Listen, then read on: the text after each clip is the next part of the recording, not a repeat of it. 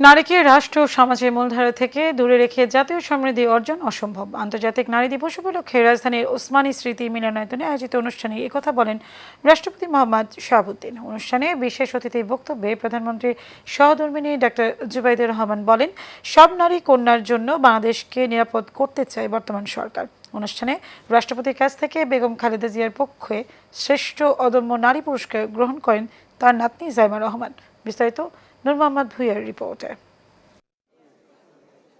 আন্তর্জাতিক নারী দিবস উপলক্ষে রাজধানী ওসমানী স্মৃতি মিলনায়তনে সাবেক প্রধানমন্ত্রী ও বিএনপির প্রয়াত চেয়ারপারসন বেগম খালেদা জিয়া সহ ৬ নারীকে শ্রেষ্ঠ অদম্য নারী পুরস্কার প্রদান উপলক্ষে এই অনুষ্ঠানের আয়োজন করে মহিলা ও শিশু বিষয়ক মন্ত্রণালয়। অনুষ্ঠানে বেগম খালেদা জিয়ার পক্ষে রাষ্ট্রপতি মোহাম্মদ শাহাবুদ্দিনের কাছ থেকে পুরস্কার গ্রহণ করেন নাতনি ব্যারিস্টার জাইমা রহমান। অনুষ্ঠানে প্রধান অতিথির বক্তব্যে রাষ্ট্রপতি মোহাম্মদ শাহাবুদ্দিন নারীর ক্ষমতায়নে শহীদ রাষ্ট্রপতি জিয়াউর রহমান এবং বেগম খালেদা জিয়ার যুগান্তকারী অবদানের কথা তুলে ধরেন। নারী রাজনৈতিক ও অর্থনৈতিক ক্ষমতায়নের বিষয়টি গুরুত্ব দিয়ে স্বাধীনতার ঘোষক শহীদ রাষ্ট্রপতি জিয়াউর রহমান 1976 সালে রাষ্ট্রপতির সচিবালয়ে প্রথম নারী বিষয়ক দপ্তর প্রতিষ্ঠা করেন। শহীদ রাষ্ট্রপতি জিয়াউর রহমান যে ভিত্তি স্থাপন করেছিলেন সেটিকে আরো শক্তিশালী ও সময় উপযোগী রূপ দেন দেশনেত্রী বেগম খালেদা জিয়া।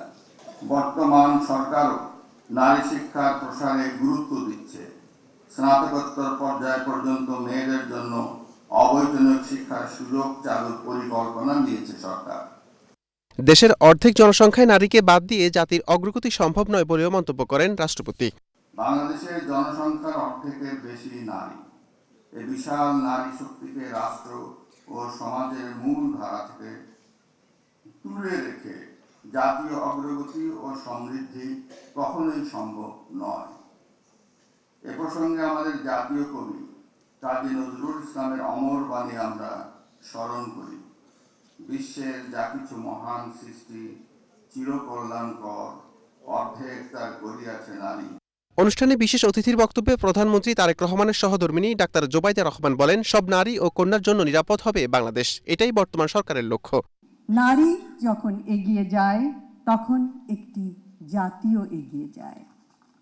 ইনশাআল্লাহ বাংলাদেশও এমন একটি দেশ হবে যেখানে প্রতিটি নারী ও কন্যা শিশু নিরাপদ, মর্যাদাবান এবং সম্ভাবনাময় উজ্জ্বল ভবিষ্যতের অধিকারী হবে।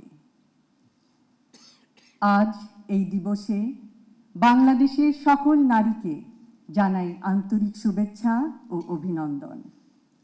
আপনাদের সাহস, প্রজ্ঞা ও নেতৃত্বই আমাদের আগামীর পথকে আলোকিত করবে।